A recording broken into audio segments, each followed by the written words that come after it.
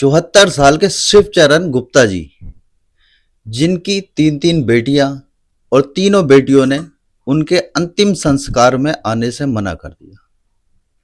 ये बोल करके बड़ी बेटी ने कि मैं 5100 रुपये आपको डाल रही हूं, फोन पे कर रही हूं और आप खुद ही अंतिम संस्कार कर देना पुजारी जी से। दूसरी बेटी ने कहा मेरे पास वक्त नहीं है, लंबा सफर है, मैं कैसा आ सकती हूँ। तीसरी बेटी ने कहा हमें वीडियो कॉल पर ही दिखा दो और कितना वक्त लगेगा ये भी बता दो। उनके पास इतना भी वक्त नहीं था कि वो ठीक से अपने बाप की अंतिम संस्कार को देख सकती थी। ये कहानी है मुंबई के एक मशहूर व्यापारी, जो कपड़े के बड़े उद्योगपति। कहानी शुरू होती है आज से ठीक 40 साल पहले। शिवचरण राम रतन गुप्ता जी एक कपड़े के व्यापारी होते हैं। ठीक ठाक अच्छा परिवार होता, मुंबई में ही अपना घर होता, मुंबई में ये कारोबार होता। अच्छा घर चल रहा था, खुशहाल जिंदगी थी। ऊपर वाला इन्हें 3 बेटियां भी देता है, पत्नी है।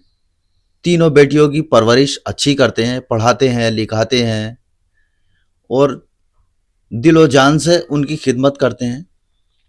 जैसे जैसे बेटी बड़ी होती हैं उनकी शादी करना शुरू कर देते हैं गुप्ता जी।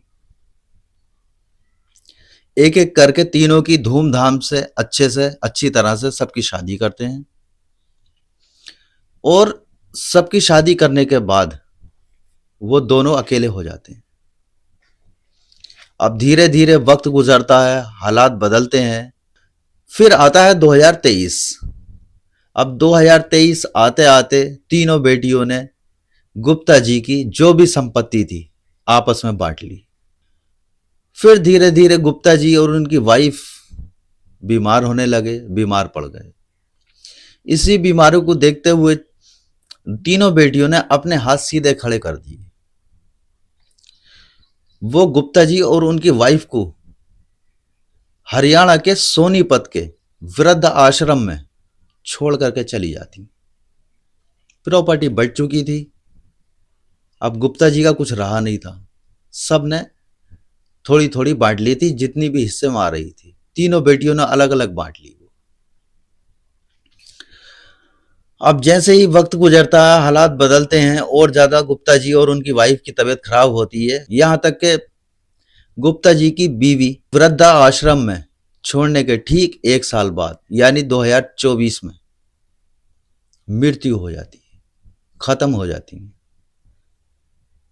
ये बात पुजारी जी और गुप्ता जी अपनी बेटियों को बताते हैं, लेकिन बेटियां उस वक्त भी नहीं पहुंच पाती अंतिम संस्कार में। उसके बाद उनका अंतिम संस्कार कर दिया जाता है।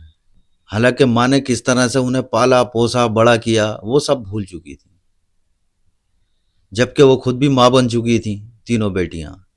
लेकिन वक्त कब करवट बदल दे कुछ पता नहीं। ये आज के जमाने की हकीकत इस कहानी में दिखाई जाती है, जो पूरी तरह से आपको अंदर से झंझोर के रख देगी। आपको सोचने पर मजबूर कर देगी ये कहानी कि ऐसा भी होता है। जिस औलाद को 20 से 25 साल माँ बाप पालते हैं, पोसते हैं, बड़ा करते हैं, उन्हें पढ़ाते हैं, लिखाते हैं, फिर वो माँ बाप उन बच्चों के लिए कुछ नहीं रहते जब वो बच्चे किसी काबिल बन जाते हैं। ये आज के वक्त की सच्चाई है। फिर वक्त गुजरता, महीने गुजरते हैं और गुप्ता जी खुद भी काफी बीमार होने लगते हैं। साल गुजरते हैं, 2 साल गुजरते हैं। आज ठीक 2026 में मंगलवार के दिन, यही मंगलवार यानी आज से ठीक 2 दिन पहले गुप्ता जी की भी मौत हो जाती है। वो दुनिया को छोड़ देते हैं। ये खबर पुजारी जी आनंद कुमार ने मंगलवार को गुप्ता जी की तीनों बेटियों को दी। क्या आप आ जाइए, अंतिम संस्कार करवाइए और इनकी अस्थियां लेकर के बहाकर का आइए। लेकिन एक एक करके तीनों बेटियों ने इनकार कर दिया आने के लिए। जिन बेटियों पे गुप्ता जी को नाज था, फख्र था, उन बेटियों ने आने से अंतिम संस्कार में इनकार कर दिया। पहली बेटी कहती है कि मैं 5100 रुपये आपको भेज रही हूं, आप खुद ही अंतिम संस्कार कर दीजिए। फिर दूसरी बेटी को फोन किया, दूसरी बेटी कहती है मेरे पास वक्त नहीं। फिर तीसरी बेटी को किया, तीसरी बेटी कहती है कि आप मुझे वीडियो कॉल पर ही दिखा दीजिए। जब पुजारी जी बेटी को दिखा रहे थे वीडियो कॉल पे, तो बेटी कह रही थी कि आप जरा जल्दी कीजिए, कितना वक्त और लगेगा, मुझे नहाने भी जाना है।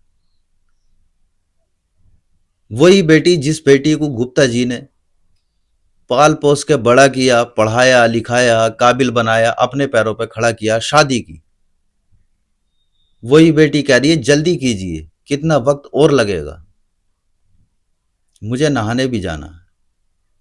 ये आज के वक्त की सच्चाई है।